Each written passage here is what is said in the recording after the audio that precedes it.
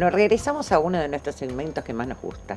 ¿Por qué? Porque tiene que ver con esto de estar muy lindas por fuera, pero sanas por dentro.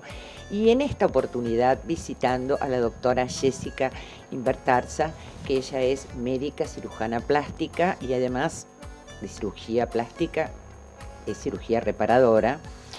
Nos va a hablar de algo que nos sucede a todos, hombres y mujeres. Veo que un poquito más a las mujeres, y si hay algo que a mí particularmente me encanta es maquillarme los ojos, pintármele, pero últimamente veo que me está costando porque empiezan a caerse los párpados.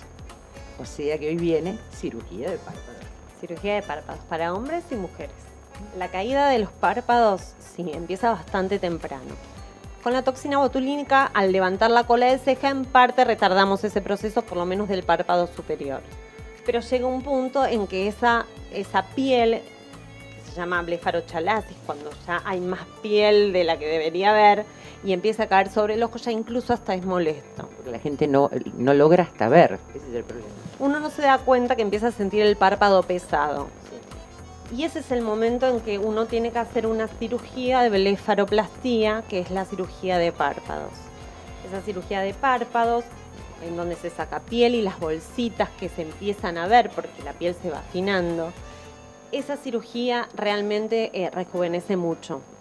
Es una cirugía que es simple a nivel, digamos, quirúrgico, en donde el posoperatorio el paciente va a estar hinchado un tiempo, pero digamos va a notar mucho la diferencia y va a sentir esa liviandad en la mirada.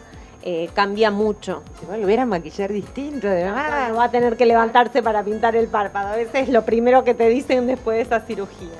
Es así, es cierto. Es una de las cirugías que si bien son toquecitos, mejoran mucho la calidad también de vida de esa persona, que realmente el párpado empieza a pesar y dificulta la...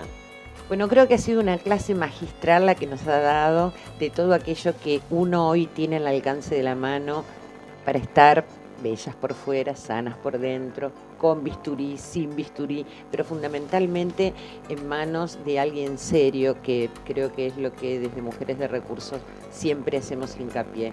Nuestra mejor recurso, don y habilidad es saber en manos de quién ponemos nuestra salud, y tiene que ser algo bien serio.